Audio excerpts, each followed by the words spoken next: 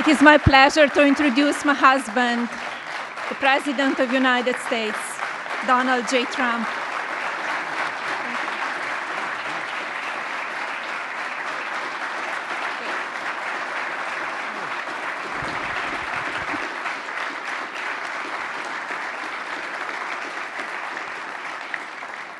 I think it's very good, especially for someone that speaks 5 languages at least. I think that's pretty amazing. I couldn't do it. I couldn't do it. Yeah, well, thank you, Melania. And our country is truly blessed to have this magnificent and very caring First Lady. They love her. Every time I get up and make a speech, they say, "We want our First Lady." I said, "What the hell? I'm not good enough? I'm not good." But thank you very much. Great job. And it's great the work you do in so many ways. This afternoon, I'm delighted to sign a historic executive order building on the Fostering the Future initiative to make America's foster care system better, fairer, and more effective than ever before. And it's been effective, but it's moving in a very strong direction. All of this has been made possible by Melania's incredible devotion to America's youth. Spends a lot of time on it and loves it, and along with our great Usha, you spend so much time, and what a combination. First Lady, Second Lady, what a combination. Thank you. They do a great job, the two of them. They're amazing women. I want to thank Vice President J.D. Vance and Usha. Thank you very much. Vice President, stand up, Vice President. And he did a big thing today. He's going to be on television tonight with the legendary Sean Hannity, so everybody has to watch. I'm sure CNN loves this advertisement, but he will be. I heard it was a great interview. And Secretaries Scott Bessent. Scott, thank you very much. An extremely non-controversial Secretary, Robert F. Kennedy, Jr. But he's right. But he's right. And Scott Turner, thank you very much. Doing a great job at HELP. And thanks as well to Senator John Husted and Representatives Jason Smith, Darren LaHood, Zach Nunn, and David Schweikert. Thank you all for being here. Thank you, fellas. Great group. We're also joined by countless distinguished leaders in the child welfare advocacy ministry and charitable foundations, as well as so many wonderful young people who have experienced foster care and used their voices to champion needed reforms. And I want to thank everybody for being here. It's an amazing day at the White House. Thank you very much.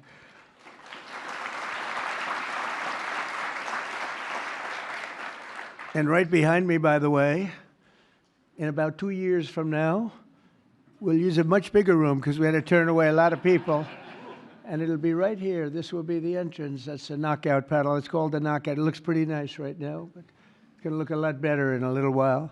And we're going to go from this room into a room that seats a few more people, and it's going to be beautiful. But I just noticed I happen to be standing here, Peter, and I thought I might as well get you a shot right now, a nice, beautiful shot at the future entrance to something that's really become very popular, the ballroom. They've wanted it for 150 years, and they're getting it, and they're getting the best. It'll be the best anywhere in the world.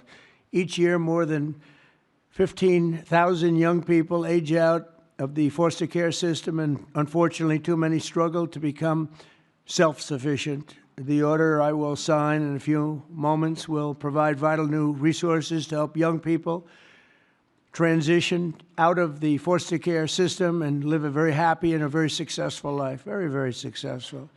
With this order, I'm directing the heads of the key federal departments and agencies to establish a Fostering the Future program in coordination with our wonderful First Lady's office. They're coordinating, and they've already been coordinating for quite some time, and I think I hear it's going really well. You're going to have some, when she gets involved in things, it works, I can tell you that.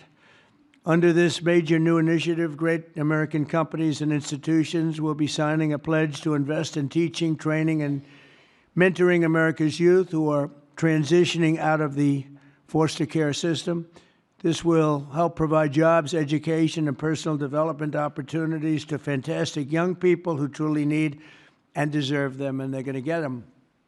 A terrific example of the impact these programs can have is Eric Alvarez from Omaha, Nebraska, who is with us today. Where's Eric? Where is he? Stand up. Good-looking guy. Good-looking guy. Eric and his siblings were placed in foster care for a year when he was 9. He entered the child welfare system again when he was 15, and today he credits a mentoring and mentorship and work experience program for foster youth with helping him to finish high school and start his adult life. And he did really well in high school, by the way, really a great student.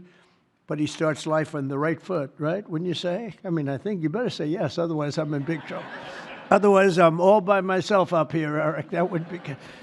I hear you're doing incredibly. Now, after graduating from the University of Nebraska and interning for Congressman Don Bacon, Eric is pursuing a master's degree at the George Washington University, and he is a cadet in the Air Force ROTC, who will be commissioned as an officer upon graduation. And Eric, I just want to say, great job. You've really been outstanding, and I think that's probably why you were chosen out of so many people. You've done a fantastic job. Congratulations.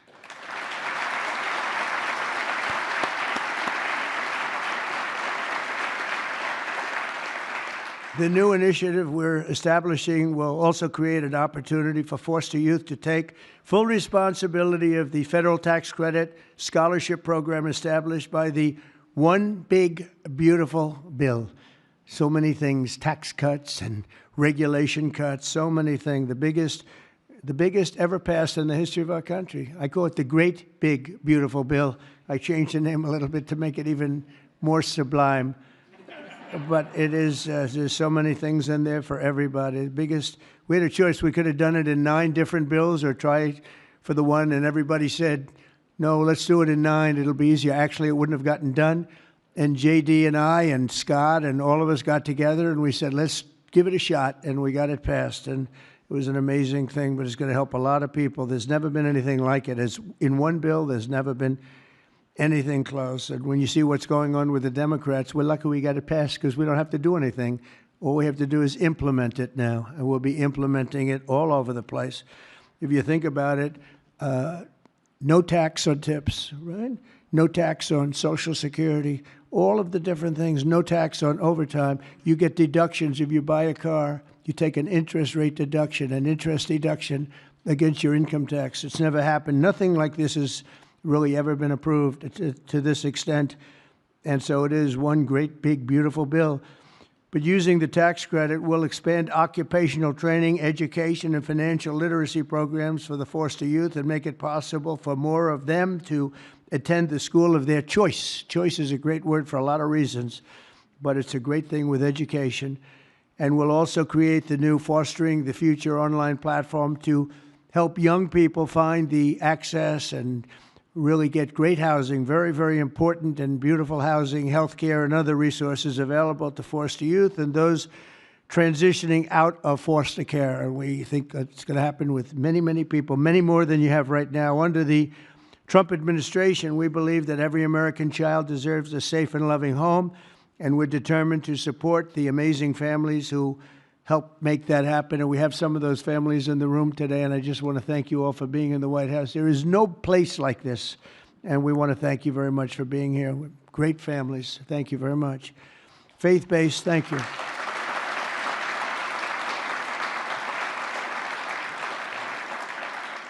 Faith-based nonprofits are the nation's most trusted institutions, interacting with the foster care system and practicing Christians and more. Think of this, more than twice as likely foster care. They'll adopt the general population. They adopt to it so easily. When they get out, they adopt to it just like it's becomes second nature. It's amazing. Yet radical left policies in states nationwide make it much harder, not easier, for those families to open up their homes. But we're working on that. We're dealing with the radical left. It's not easy, but we're winning, and we're winning big. That's why with the order that we're doing today, we're taking the ridiculous woke policies that discriminate against Christians and families of faith. As president, I will always stand by us, we will stand by our country, and we will stand for religious liberty. So important. We stand for religious liberty. The Bible tells us, thank you. Thank you. The Bible tells us that one of the measures of any society is how it cares for vulnerable children and orphans. So important, and it's so big in the Bible. So as we make America great again, we are going to protect American children in foster care, and we're going to ensure that they will never, ever be forgotten. These children will never be forgotten, and they're going to grow up to be unbelievable, strong, smart, wealthy, productive citizens. So once more, I want to thank Melania for the great job she does, not here only just as First Lady. She's a great First Lady. And I want to thank you very much, honey, and the foster families and leaders here today. You're very special people, and we're going to work together, and we're going to have some absolutely incredible results. Thank you all for being here. Thank you very much. Thank you.